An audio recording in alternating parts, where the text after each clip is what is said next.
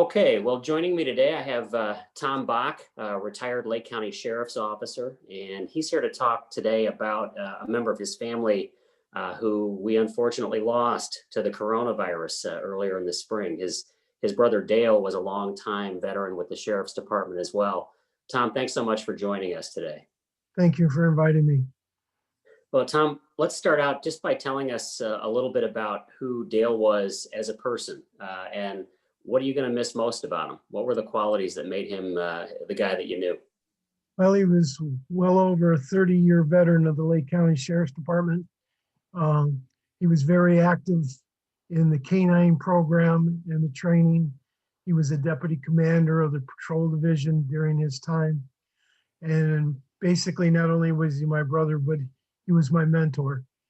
I had came there in the early 80s, and I was working in the mill at the time, and I would get off work and I would go ride with him, and I would spend 8-hour shifts in his car with his dog and him. And I mean, he's really the one that turned me around, got me into law enforcement, and pretty much taught me to be the officer I was. Hmm. So Dale became sick with the coronavirus in the spring. Is that correct? So right when this whole thing was starting. Correct. It was sometime maybe in April. How long was he in the hospital? I believe about 3 weeks. What had Okay. happened was he had got a cold, and that's all he thought it was. And he lived in Walkerton, and one day he fell out, and his girlfriend had called an ambulance because they thought he'd had a stroke. So they got him to the Plymouth Hospital, and they realized that he didn't have the stroke, but that he had the virus, and that Plymouth did not have the capabilities at that time to be able to handle that. So they shipped him via ambulance back to Lafayette to the trauma center there at St. Joe's. And it was a terrible roller coaster ride. I mean, one day we would be up, and then 3 or 4 days, something would go wrong and fall back. And Dale had no medical issues because, everybody says, a lot of times it isn't the virus that kills you, it's just your medical issues. Well, he had none. All the issues he picked up were from the virus. And what eventually happened is his body made what they call cluster clots. And no matter, even though they had him on blood thinners and everything, his body continued to make these clots. And eventually what had happened is they threw one and he had a bad stroke. And he also had another one in his lung. And there was nothing they could do to fight it, because if they gave him more blood thinners or anything like that, he would bleed out. Hmm. So, I mean, everything he picked up was from the virus. He not only had the cluster clots, but his kidneys shut down. He had the breathing, he had to be intubated. It was just everything went against him. But I mean, they would try the blood transfusions and everything because he didn't have the oxygen levels. One day we go up and we think everything's improving. The next 2 or 3 days we fall back worse than when we started. I mean, I wouldn't wish that ride on anybody. Mm. That sounds awful. It was, like I say, we lost my brother. My sister lost her fiance to it. And I'm not sure if you knew Norm Westforth. He was a very good friend of ours from Westforth Sports. Norm he went down the same path as my brother. I mean, it was just, I would talk to his wife during the day and stuff, and it was just like I was listening to my brother's progress all over again. Gosh. Well, this has hit your family in multiple ways. One of the themes we're talking about when we speak to various people who have lost folks to COVID this year around Thanksgiving time is the empty table that's going to be there. And of course, there are going to be a lot of empty seats at tables this year because people are encouraged not to have big gatherings. But for some folks, Correct. like your family, these are permanently empty chairs that will continue on through the years. Yeah, I mean, our family was big enough that we used to rent halls. I mean, we would have 60, 70 people there, and my parents and them would actually set up for 2 meals. We have so many people that would come in, and it's just through the years, everything has gone down. And like I say, this year, nobody's even going to have it. It's going to be smaller yet. And it just seems like every year there's more and more empty chairs. Express to our viewers who may not have experienced this kind of loss because of this virus what that feeling is like when you know, hey, this guy that was so important to me, this guy that was so special to my family, he's not going to be there next year. He's not going to be there after we have a vaccine for this horrible disease. What's it like knowing that that's he's not going to be a part of those gatherings anymore? Well, it's not only knowing that he's not going to be a part, but being the way everything has with this virus, it's hard to even get closure because, you go to the funeral home and, you always have the people come in and then there's this celebration of life afterwards and everything else. But being the way it is now, and we were never able to really have a funeral, it's hard to even find some type of closure. Although we eventually did have a celebration of life, which was nice. A lot of people came and stuff, but not having that funeral really makes it tough because you're so used to that type of closure. And in this day, it's not happening.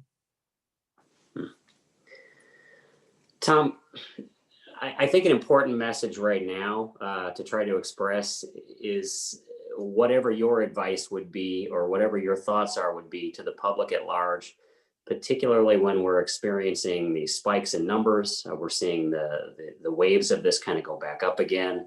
Hospitals seem to be reaching stress levels again on this. What words of advice or wisdom do you have for folks out there, especially maybe some of the ones that still don't take this unbelievably still don't take this virus seriously? Well, I mean, I think more and more people are. When it first started, everybody had the feeling and everything. I really don't know anybody that's really got it. I don't know anybody that has really passed because of it. But being that the virus is so strong in the area now, it's just, I don't think there's too many people that don't know of at least someone who has passed because of it. So I believe people are taking it more seriously, some more than others. But you also have to realize, at least me personally, is this virus, no matter what, has to run its course. I mean, you can hide as much as you want, but it's still got to run its course. Like the measles, any of the other things, you can only do so much. Eventually, it's going to come around, and I just pray that your body's strong enough, or that there is a vaccine that'll take care of it. Tom, what sort of precautions do you take when you go out? Because of course we can't hide. We have to go to the store. We have to take care of our families. Many of us still have to go to work. Well, in Uh, my business now, I own a catering company, so I deal with people every single day, and it's just, you make sure that you wash your hands if you're out in public. Um, you know, I don't wear a mask probably as much as I should, but when I'm in the stores and stuff like that, I do wear a mask, and it's just, I realize that everybody needs to take some type of precaution. But I mean, you have to live your life also. I mean, you can't just hide it in a box for the rest of your life. What kind of life is that? You have to get out, and you have to still have some type of stability.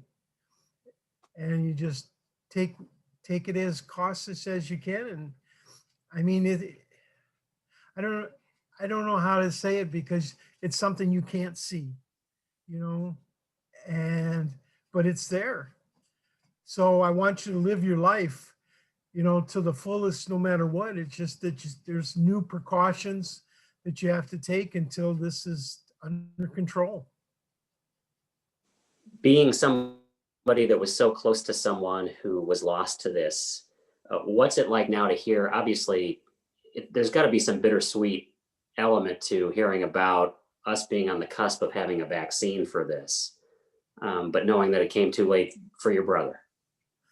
Well, like I say, it's just, there's always going to be the hole. I mean, it's never going to heal. I'm always going to miss him, but I just hope that something comes along, or we're able to, I don't know, get antibodies to resist it. It's just like I say, it's a shame that, he got it when he did. But I mean, you still see people even today, and as far as we've advanced, you still see kids, that are dying of it and not even having any type of health issues. And as I was talking with one of my friends this morning, they're seeing now that even though the young people are catching it and not having the type of symptoms, they're finding out afterwards that now that they're having heart problems, lung problems, that, never existed. With the other colds, you get over it and you move on. But this virus seems to be affecting the body and leaving its footprint no matter where it goes. You've seen the cold, you've seen the flu, and you saw what this virus did to your brother. You realize this is not the cold or the flu. It sounds like that's pretty No, no, it's definitely not. clear. Okay. Well, Tom, I really appreciate your time today. Is there something that we have left out that you would like to convey to folks about your brother or about this experience? No, I don't want you to lock yourself in and live the rest of your life in a closet, because that isn't what it is. I believe in God. I'm very much so. And if this virus hasn't done anything to prove that people believe in God, but you still have to live your life. Take precautions. If the mask makes you feel comfortable, by all means, please wear it. But if you're infected, don't go out and infect other people. At least, quarantine yourself, do whatever, stay away from people enough so that to give other people an honest chance. Because like it or not, like you said, it's not going to go away. Like it or not, it's here. So we just going to have to learn to live with it and pray that our body's strong enough to fight off this and get these antibodies. Tom, I really appreciate your time today. Thanks so much, and thanks for sharing your message with everybody. Thank you for having me, sir.